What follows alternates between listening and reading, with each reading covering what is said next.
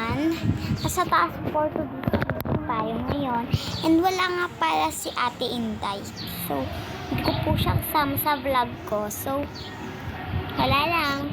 So, may bubuksan tayo kasi may sa nagbigay. So, tara na. So, yun nga pala guys. Bababa na tayo. Papatayin ko lang po. So, yun nga pala. Tara na.